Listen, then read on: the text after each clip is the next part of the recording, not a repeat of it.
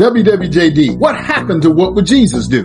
What Would Jesus Do bracelets that I just received in the mail. I saw an actual WWJD bracelet out in the wild. What would Jesus do? Remember that? So right now I'm wearing the black one.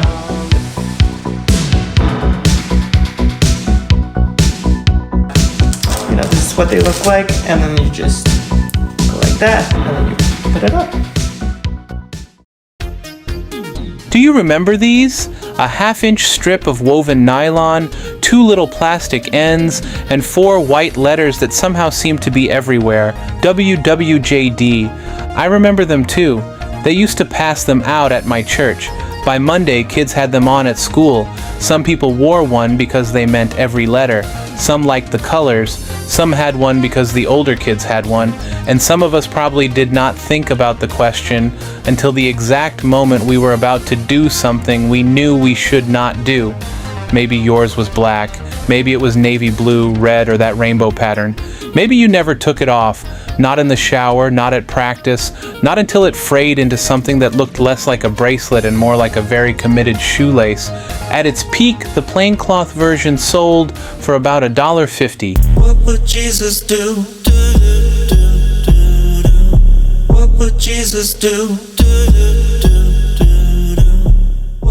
In 1997, one Christian retail chain said it was moving 57,000 of them every week. They were cheap, portable, a little mysterious, and perfectly designed for a world before social media. Somebody saw the letters, somebody asked what they meant, and the person wearing the bracelet got to tell the story.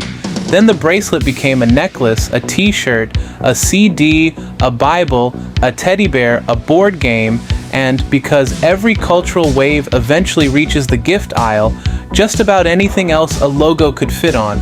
But the real story is not just that Christians in the 90s bought a lot of bracelets. The real story is how a moral challenge from the 1890s became a fashion object in the 1990s. How an unemployed man in a novel confronted a comfortable church. How a publishing mistake helped spread that story around the world. And how the person most often credited with reviving it made no money while everybody else built a business around 4 little letters. There is one more wrinkle. People still disagree about who actually made the first WWJD bracelet. So, this is not a neat inventor story. It is a story about memory, credit, faith, fashion, money, and what happens when a question escapes the person who asked it. So yes, let's open the church camp storage box. Let's go back before the rainbow one, before the Christian bookstore display, before the initials even existed, and ask where this thing really came from. The question sounds like a piece of modern slogan writing, but the idea behind it is ancient. Christians have spent centuries talking about the imitation of Christ, not simply believing things about Jesus, but trying to pattern a life after his example. A 15th century devotional known as the Imitation of Christ became one of the most influential expressions of that idea. That does not mean its author invented the exact English sentence, "What would Jesus do?" The safer and more interesting truth is that the 4-word question condensed a much older practice into language that anyone could remember, and the wording was already in circulation before the man usually associated with it. In an 1889 sermon, the famous London preacher Charles Spurgeon said he had seen a little motto in an orphanage schoolroom, "What would Jesus do?" He called it a splendid motto for life and told his listeners, in effect, to do exactly that. 2 years later, in 1891, A.B. Simpson published a hymn titled, "What Would Jesus Do?" Its first line admits the problem immediately. We often wonder what to do. The title and score are now in the public domain. So there probably is no single moment when the question was invented. It was more like a current running through Christian thought, surfacing in sermons, hymns, and devotional writing. But one person turned that current into a story powerful enough to reach tens of millions of readers. His name was Charles Monroe Sheldon. In the 1890s, Sheldon was a Congregationalist minister in Topeka, Kansas. Sunday morning drew a crowd, Sunday night did not. So he tried something that would feel completely familiar to a modern television writer: serialized stories with cliffhangers. He would read one installment from the pulpit, stop at exactly the point when people needed to know what happened next, and bring them back the following week. The story that changed everything begins with Reverend Henry Maxwell trying to finish a sermon based on 1 Peter. Christ left an example, the verse says, so believers should follow in his steps. Then an unemployed man appears. He has been looking for work. He has seen people sing about giving everything to Jesus while poverty sits outside the church door, and he cannot understand the gap between the song and the life. He asks the congregation what Christians mean by following in Jesus' steps. If people in big churches have nice homes, good clothes, and money for comforts, while other people die in tenements and walk the streets looking for work, then what exactly would Jesus do? The man collapses, he soon dies, and the comfortable church can no longer pretend that its faith is only a private matter. Maxwell challenges his congregation to make a pledge for 1 year. Before taking any action, ask what Jesus would do, then follow the answer regardless of the cost. This is where the modern memory of WWJD can mislead us. We tend to picture a teenager deciding whether to copy homework or talk back to a parent. Those are real moral decisions. But Sheldon's book aims the question at institutions. A newspaper editor has to decide whether Jesus would publish sensational prize fight coverage and accept advertising for liquor or tobacco. A railroad superintendent confronts corruption. A wealthy heiress must decide what money is for.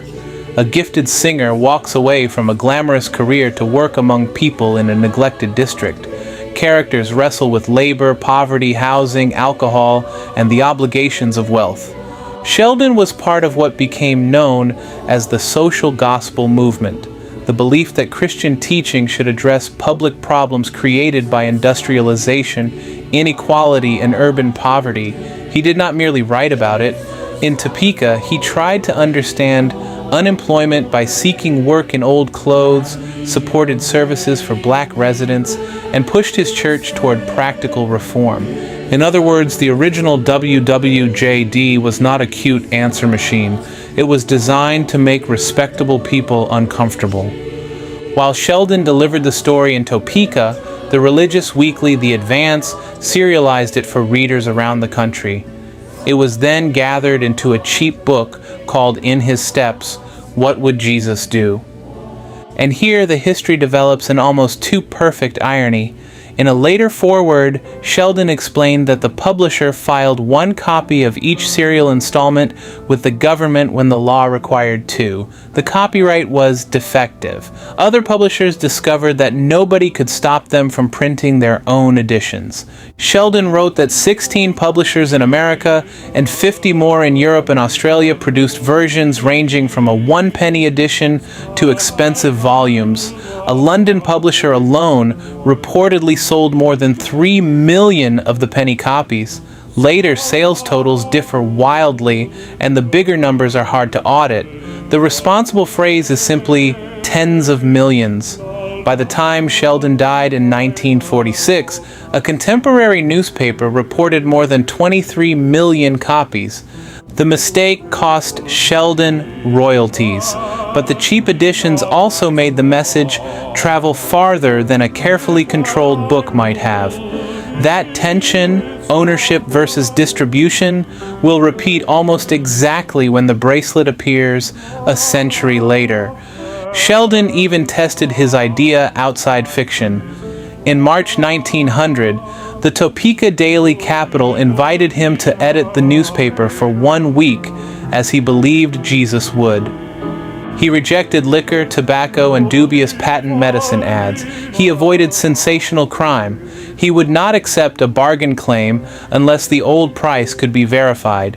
He printed the names of workers all the way down the organization instead of treating the people who made the paper as invisible. Orders for the special experiment reportedly leapt from roughly 12,000 to nearly 387,000, including readers far beyond Topeka. It was part moral experiment, part publicity event, and part proof that the question had already become a media phenomenon. Long before it was stitched into nylon, What Would Jesus Do? Knew how to go viral. Now jump forward almost 100 years to Holland, Michigan in the late 1980s. Handmade and woven friendship bracelets were already a familiar part of youth culture. They were traded at camps, sleepovers, and school. In 1989, Saved by the Bell even built an episode around students selling them at Bayside High. I was never good at making friends. Never could get a date for the dance. And I tried everything. I tried everything I could think of. And then I discovered buddy bands. And now, for only $3.95, my dance card is full. The shape was already socially legible. A band on your wrist could say who your friends were, what group you belonged to, or what mattered to you. Most contemporary reporting credits Janie Tinklenberg, a youth leader at Calvary Reformed Church, with turning Sheldon's question into the bracelet fad in 1989. She had a group of about 35 teenagers making the one-year WWJD pledge. Pens could be lost. T-shirts would not be worn every day, but a bracelet could stay with you. Tinklenberg later remembered noticing personalized nylon luggage straps and realizing that a narrow woven band could work like a friendship bracelet. The initials made it short enough to fit. They also made it cryptic.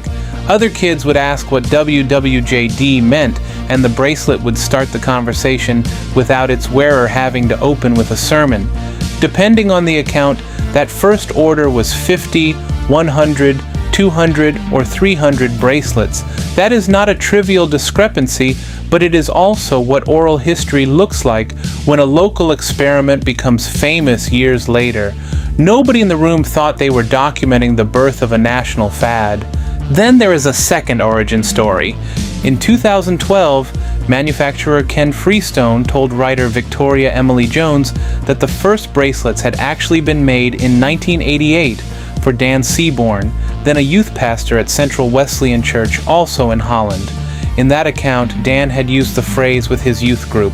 Mike and Ken Freestone of Packard Advertising Specialties helped reduce it to the initials. And Woven Line in Wisconsin produced a minimum order of 100. Ken said he had original invoices, but copies were not published with the interview.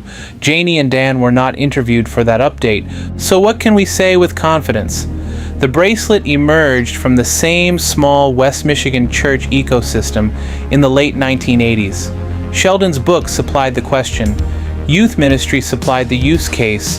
Friendship bracelet culture supplied the form. Local promotional product people supplied the manufacturing know-how. Janie Tinklenberg and Dan Seaborn are both named in the competing accounts, and the surviving public record does not let us responsibly declare the dispute closed. A recent Wake Forest University history describes the origins as debated. That uncertainty is not a reason to throw out the story. It is part of the story. 4 letters designed to ask about humility and right conduct became so valuable that even the credit for making them became contested, and there may never have been one clean lightning bolt moment. Sometimes a fad is a pile of ingredients waiting in the same town. An old paperback, a youth group lesson, a popular kind of bracelet, a promotional products company, and teenagers willing to wear the idea into the world. The bracelet's design did 2 jobs at once. It reminded the wearer and it confused everybody else just enough to make them ask a question. That is a nearly perfect viral loop. You see 4 letters. You ask what they mean. Somebody explains the phrase. Now you want a bracelet too, or you want one to give away. No feed, no hashtag, no algorithm. Just wrists, school hallways, church vans, summer camps, and Christian bookstores. The kids in the early groups reportedly returned for extras because friends wanted them. Churches placed orders. Missionaries carried them abroad. Retailers put the colors in open bins, where $1.50 could turn into an impulse purchase. The growth is unusually well documented in 1997, right while it was happening. In July, the Washington Post reported that manufacturer Lesko had sold about 300,000 bracelets in 1996 and expected to make $2 million in 1997. Family Christian Stores. Our people set us apart. We're grandmothers. We're friends. We're moms. And spend time at Family Christian Stores, helping people find great Christian products that bring them joy and meet their needs. Working here is our ministry. Family Christian Stores. Christian products, great prices. Serving God by serving you. Family Christian Stores, then a 189-store chain, was described as the first national chain to carry them. One location said its bin held a couple hundred at a time and sold almost as quickly as it could be filled. That same month, an Oklahoma business paper reported sales through more than 1,500 Christian bookstores, waiting lists at some shops, youth ministers buying hundreds, and a Lesko manager claiming 10,000 bracelets a day. In November, Christianity Today reported that Family Christian Stores alone was selling 57,000 a week in 8 colors. A buyer with 25 years in the business said he had never seen anything like it. Those figures come from retailers and manufacturers with something to sell, so they should not be treated like audited census data. But taken together, the contemporary reports make the scale unmistakable. This was not simply a bracelet a few church kids remember. It was a national product wave moving through a very large religious retail system. Later accounts credit a mention by syndicated broadcaster Paul Harvey in the spring of 1997 with giving the bracelets another major push. That is plausible and often repeated by people close to the business, but a recording of the exact segment has not surfaced in this research. If the audio can be located, it would be an extraordinary piece of the film. Until then, it belongs on screen as a reported catalyst, not a confirmed clip.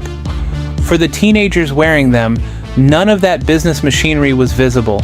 You just knew somebody at camp had a red one, then somebody at school had the rainbow one, then the bookstore had a whole rack, and suddenly a 100-year-old social gospel question looked like the newest thing in youth culture.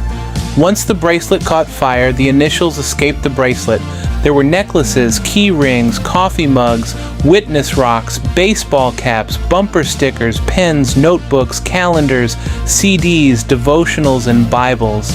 There was a WWJD teddy bear.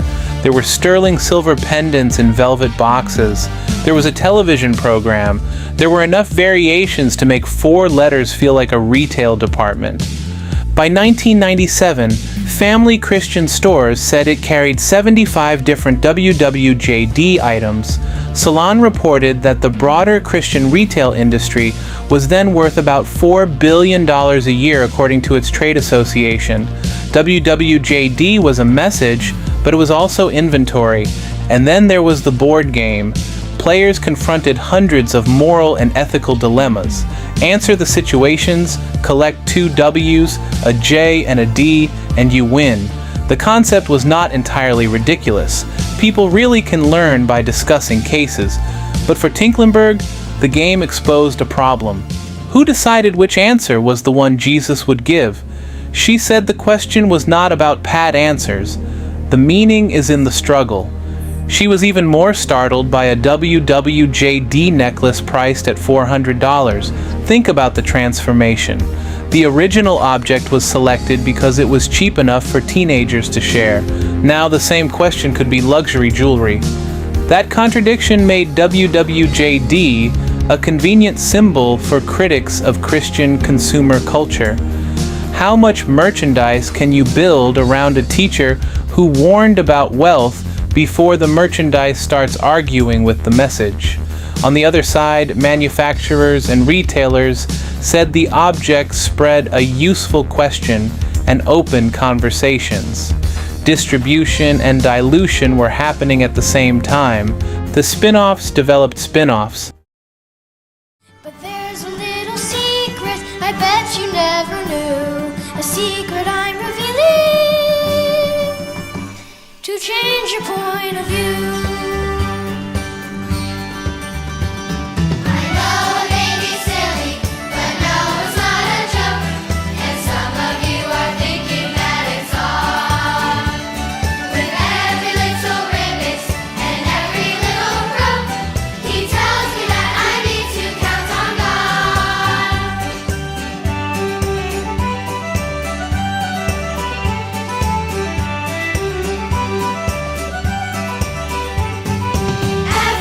In 1998, Religion News Service reported that a company had already sold more than 500,000 frog bracelets. Fully rely on God. Kids wore them in the shower. Christian stores sold them beside WWJD. An executive said plainly that the company had a mission and a bottom line. This is how a meaningful symbol becomes a fad. It does not necessarily stop being meaningful. It becomes meaningful, fashionable, profitable, imitated, and overexposed all at once. Janie Tinklenberg, the person most contemporary accounts identified as the bracelet's creator, said she made not a dime from the phenomenon. Lesko and other companies manufactured the bands. Publishers and retailers sold the books and spin-offs. The phrase had spread before anyone established meaningful control over it. A short phrase is not protected by copyright in the same way a book is. Trademark is different. It identifies the source of particular goods or services. But by the time Tinklenberg applied in 1998, WWJD had already been printed by competing businesses across a crowded market. Religion News Service and Salon reported that she won a kind of trademark victory in 2000, but one with little practical ability to collect royalties because the mark's use was already so widespread. She said enforcing a broader claim could have required hundreds of thousands of dollars in legal costs. She was a youth pastor, not a litigation department.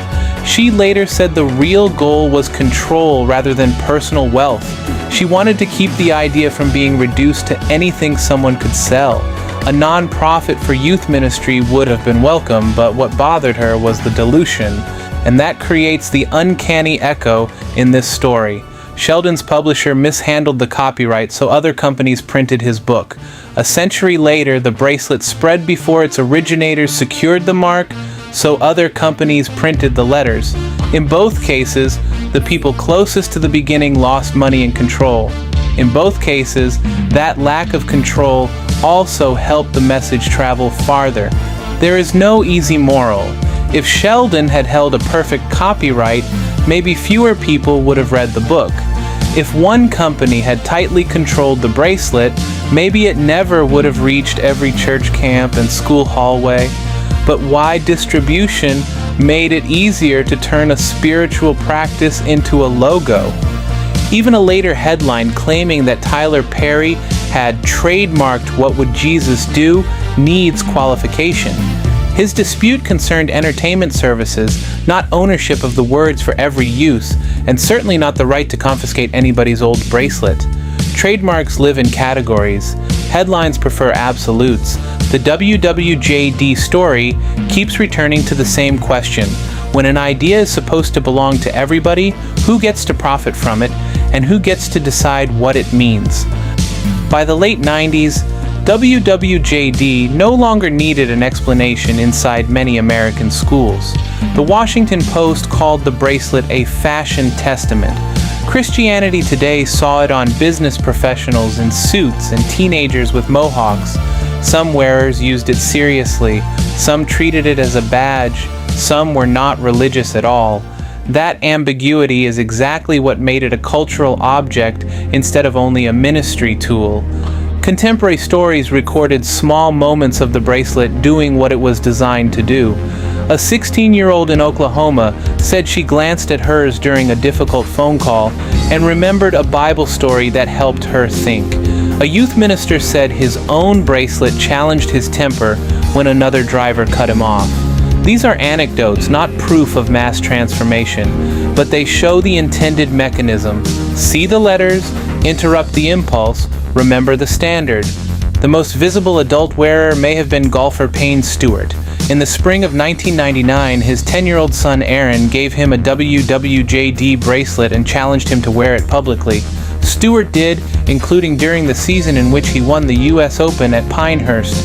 Photographs and footage of that victory fixed the bracelet to one of the year's most memorable sports images. Stewart died in a plane accident that October, and the band became part of the way people remembered his late-life faith. The phrase also entered politics.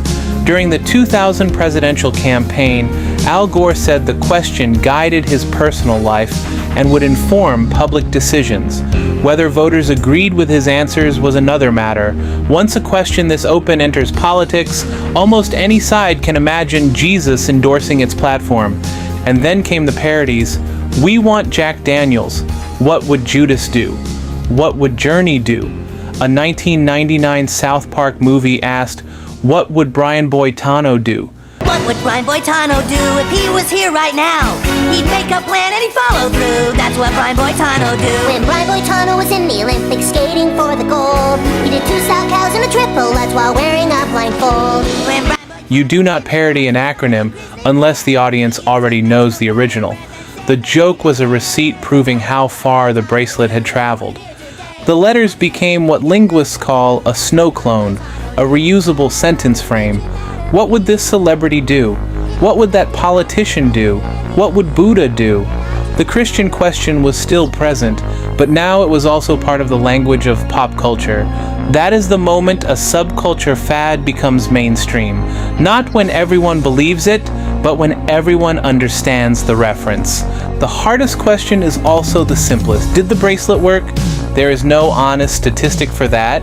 Nobody counted how many arguments cooled down, how many kids decided not to cheat, or how many people wore the band for 6 months without changing a single decision. A fad can be sincere for one person, ironic for another, and almost invisible to the person wearing it by habit.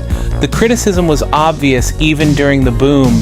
The question can sound as if every modern problem has a quick answer if we just imagine Jesus standing nearby. But people are extremely good at imagining a Jesus who agrees with what they already wanted to do. Without serious knowledge of the Gospels, WWJD can become, what would I do, with divine approval. Some Christian critics also worried that the slogan reduced Jesus to a moral example and left out the rest of Christian theology. Others saw the entire merchandise wave as a badge of identity, a way to look faithful without accepting the difficult demands of faith.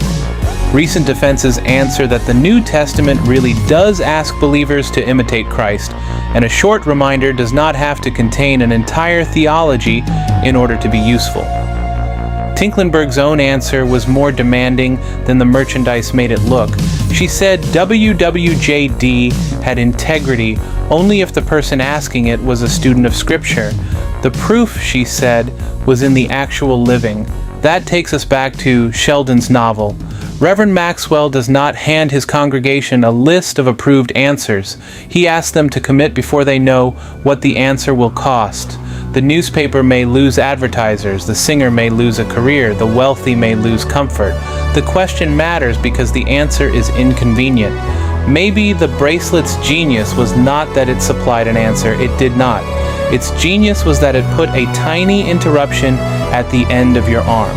Every time you reached for something, pointed at someone, gripped the steering wheel, or raised your hand, the question was physically in the frame. In modern language, it was an analog notification. No battery, no screen, just a cue asking your fast, impulsive brain to slow down for 1 second and consult a value you had already chosen. 1 second is not a transformed life, but it is also not nothing. The fairest verdict is that the bracelet could not do the moral work for anybody. It could only create the pause. What happened inside that pause depended on the wearer. By the early 2000s, WWJD no longer felt new. The stores had overproduced it, the parodies had multiplied, kids moved on. In 2004, a different kind of bracelet, Livestrong's yellow silicone band, turned the wrist into a mass billboard for a cause. It would be too neat to claim WWJD directly created that wave, but it had already shown how a cheap band could make belief, identity, and conversation visible in public. WWJD itself never vanished. Churches kept ordering bracelets. New ministries rephrased the answer as, "He would love first." Modern WWJD organizations now put the old message into apps, online communities, and current merchandise. A prompt designed for woven nylon can live just as easily on a phone screen. Recent histories also note a smaller nostalgic return through TikTok, Etsy, and contemporary Christian fashion. Sometimes the bracelet is worn sincerely, sometimes ironically, and sometimes in that very modern space where sincerity and irony are impossible to separate. The object is now old enough to be vintage. People sell original bands, board games, bears, and store displays online, but a marketplace photo is not automatically free footage. The better documentary image is to buy the object, put it on a table, and let the camera study what time did to it. The bracelet belongs to a longer family of wearables that turn the wrist into a message. POW remembrance bracelets, friendship bracelets, WWJD awareness bands, concert bracelets, and cause wristbands. What changed in the 90s was not the existence of symbolic jewelry.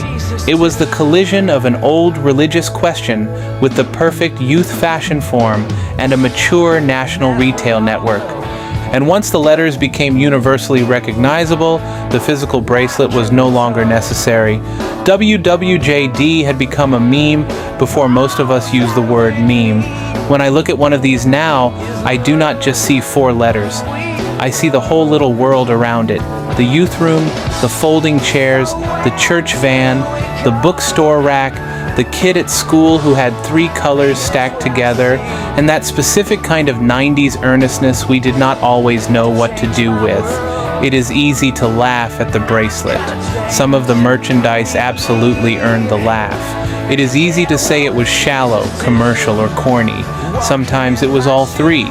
But follow the thread backward and you reach an unemployed stranger in a book asking comfortable people why their songs about sacrifice did not change the suffering outside their door. You reach a congregation promising to follow the answer before knowing the cost. You reach a publisher's missing copyright copy, a cheap paperback read around the world, youth leaders in Michigan looking for something teenagers would actually wear, and a piece of nylon that turned every wrist into a question mark. A slogan usually tells you what to think. WWJD did something stranger. It refused to give the answer. That openness made it powerful. It also made it easy to commercialize, parody, and bend toward whatever answer a person already preferred. The exact same quality was the strength and the weakness. Maybe your bracelet really did stop you once. Maybe it mostly matched your backpack. Maybe you wore one because everybody at church camp did. Those memories can all be true at the same time. The more interesting question is not whether Jesus would have worn the bracelet. It is whether the bracelet ever made us pause, and whether we would still be willing to follow the answer when the answer costs more than $1.50. So tell me, do you remember yours? What color was it? Where did you get it? And do you remember one moment when you actually looked down and asked the question, What would Jesus do? What would Jesus do?